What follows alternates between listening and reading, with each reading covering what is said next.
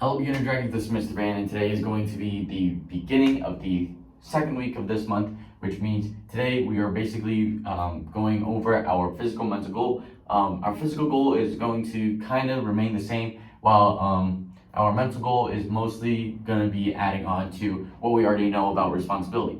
After that, we're going to do a warm-up, and like I say, you guys can do whatever warm-up that you guys want, but I'm probably going to give you something that might be related to our form, which leads me on to what we're also going to be doing today, which is reviewing our form that we learned last month.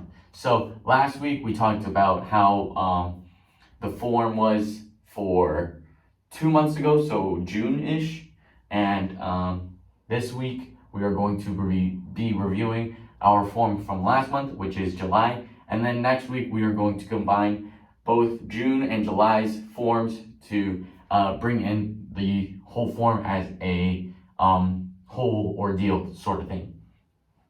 So first, we're going to talk about our physical goal. It's pretty simple. You guys should know it by now. It's accuracy. Accuracy is basically doing it right. So say, like I said last week, accuracy for math is knowing how to do these equations, like 2 plus 2 equals 4, or 3 plus 1 equals 4, or stuff like that. But also there's accuracy in karate, where it's like, how am I going to punch, what am I punching with, blah blah blah. So that is basically what accuracy is, and that's what we're going to be talking about this month when it comes to accuracy. I do want to add something for accuracy, which is basically accuracy can also be sort of trying to correct your mistakes. So something like when you guys are doing a punch, at first a lot of you guys probably didn't know how to do a punch, but now you guys are learning and trying to make it better. And accuracy isn't trying to make something perfect, it's more so trying to make it better than it was before. So something like a front kick. Most of you guys, when you do front kicks, you probably are doing something like this, where you're not bending your foot at all. But now that you're improving and that you're gaining new skills, you're probably starting to chamber, but still losing that lack of rechamber. So you guys should be starting to, I'm sorry if you heard that, I don't know what that was, it was probably a car outside, but anyway, you guys are starting to have that chamber, which is really good, but you're also not having that rechamber, which is really bad. So you want to be able to improve and get better because you want to do it right. Doing it right doesn't necessarily mean doing it perfect, because sometimes even me or any other instructor who does these moves can have an off day or can do something incorrectly, where we don't do it perfectly or we don't do it even close to correct. And that happens a lot more often than you think, because a lot of the times I don't do my karate correctly. Sometimes I forget to turn my foot. Sometimes my hands are down when I'm fighting someone or stuff like that. And that's okay. Doing it right means that I'm trying to get better as I do it. So putting my hands up when I'm fighting someone, or having that chamber and rechamber when I do a kick. And that's what you guys should be striving for. Not necessarily doing every single little detail correctly. It's more so trying to improve with those details and add them to your karate, so that eventually you guys can get a lot better than me or whoever you think is the best martial artist in the world. So, anyways, now that we've done that, we are going to talk about our mental goal, which is responsibility. So last week we talked about how responsibility is actually understanding what you have to do, like if you guys have to do your homework, or you have to feed your dog, or you have to make your bed in the morning, stuff like that. Those are things that you have to do, but also you have to understand the consequences that come along with not doing it and also doing it. So if it's something good, like if I have to make my bed, and if I do it, then my bed's gonna be made and it's gonna look nice if I have people coming over. Or if I don't do it and people are coming over, it's gonna look really messy and it might start to like smell or something like that, and start to make my room smell because my blankets aren't made or something like that. I don't know. but that was probably a bad example, but that's sort of responsibility. It's understanding that you have to do something and understanding what goes into doing it, and also what happens once you do it and when you don't do it. Those are basically understanding the consequences. But now we're also going to add on top of that, which is making sure that we actually take responsibility and take the consequences that happen once we don't do it or once something fails. So, consequences. So let's have a little example actually. Let's say I have to pass my math test, or else I fail my class and I get held 1 grade back. So let's say I forget to do my math test, and well, let's not say I forget. Let's say I did my math test really badly, and I have to take responsibility. I have to understand that I did it by myself and I did it poorly. But let's say I don't do that. Let's say it's the teacher's fault for not teaching me. Let's say I say that. That's still not her responsibility to pass. It's not her responsibility to make me pass. It's her responsibility to teach me, yes. But it's my responsibility to try and learn as much as possible. So if I was confused during class, I could have asked her, how do I actually do this? Can you help me a little bit? Or even if I wanted to, I could ask my dad, my mom, or whoever, or even a tutor, hey, I don't really understand how to do this. Can you teach me? Can you help me relearn it? Or whatever. It's still my responsibility. I failed this test. It doesn't matter if the teacher gave me the hardest test in the whole class. It doesn't matter if the person next to me passed the test. It doesn't matter what anything else happened in the room. It's still my fault that I failed.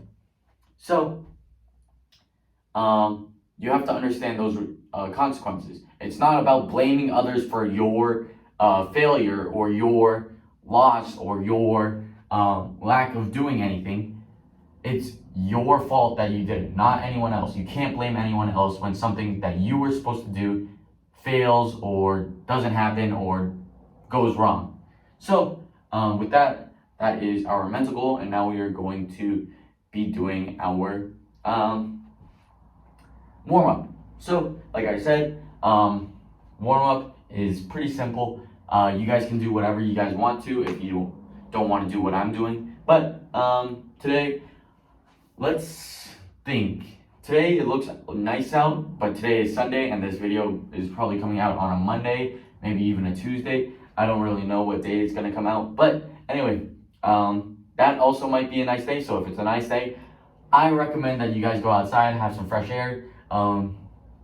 School is coming up really close soon, so I would recommend that you guys take as much time as you can to go outside, have some fun before you go back to school. So something like kicking around a ball and chasing it, or playing a little bit of a game of catch with your dad or your mom or whoever, or even just running outside and having some fun with like tag, or just running back and forth, touching walls, touching whatever, and maybe even like jumping around and having fun. Maybe even have like a sprinkler on and just run around that for a couple laps.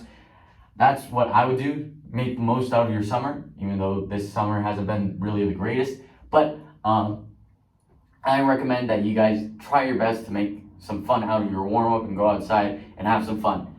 If you guys can't go outside, whether it's raining or you don't have a yard outside, or you guys are like me and you want to record yourself or something like that, you guys can still do a warm-up inside.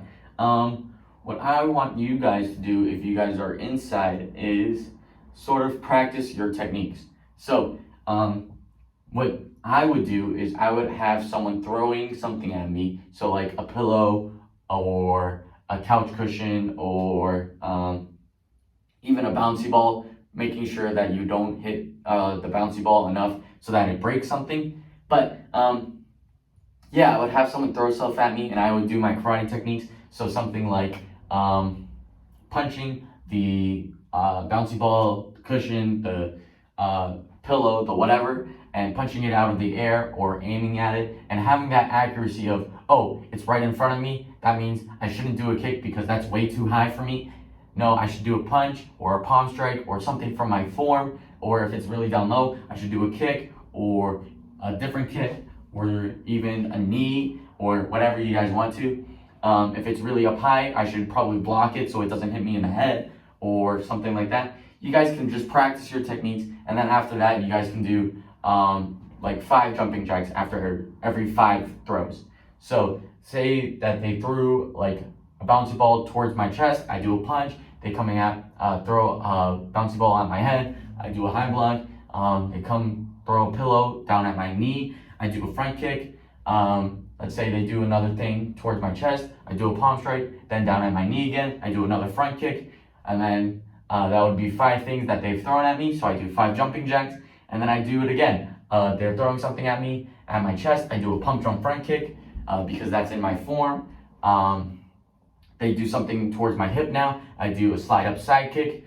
And the things that you can do, keep on going. So I would do like 5, then 5 jumping jacks, or 5 push-ups, or 5 sit-ups, whatever you guys want, and then do 5 more, and then 5 more exercises, and then 5 more, and then I would do that until I would probably get to 25 throwing things at me, and then 25 exercises of any kind. So it would be 5 jumping jacks, 5 push-ups, 5 sit-ups, 5 frog hops, 5 lunges, or whatever you guys want to do to sort of get your blood pumping. And then I would tune back into this video. Obviously, I don't have someone to throw stuff at me, so can't really record myself doing that warm-up. I'm probably just gonna go outside and run around to get my blood pumping, get my sweat going, sort of just get my blood warmed up so that I am ready for your form. So I'm gonna do that really quick, and then you guys can come back to this video after you guys have done your warm-up, and you guys can learn your form again.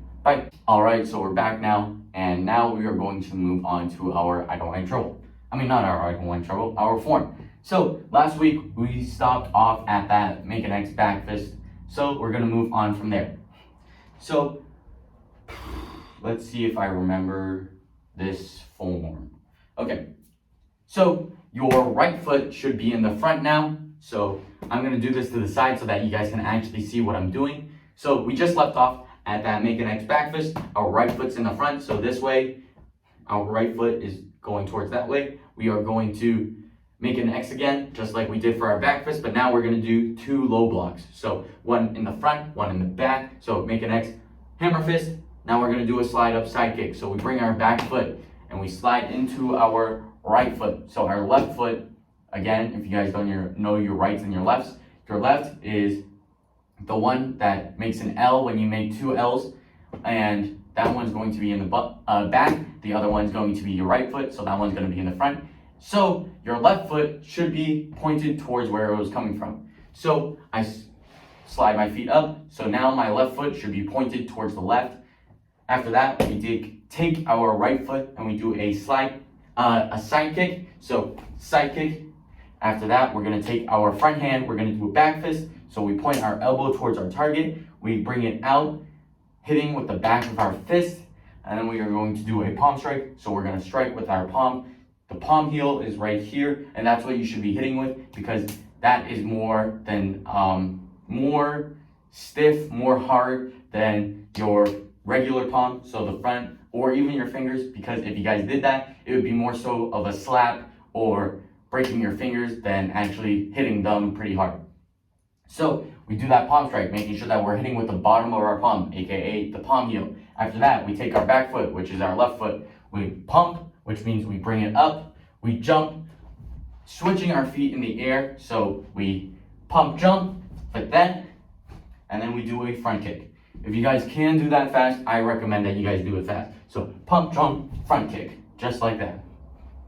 So we're gonna review that one more time. We're in a horse stance. Our right foot is in the front, pointing towards our target. We make an X, back fist, make an X, hammer fist, slide up, side kick, back fist, palm strike, pump, jump, front kick, ayah.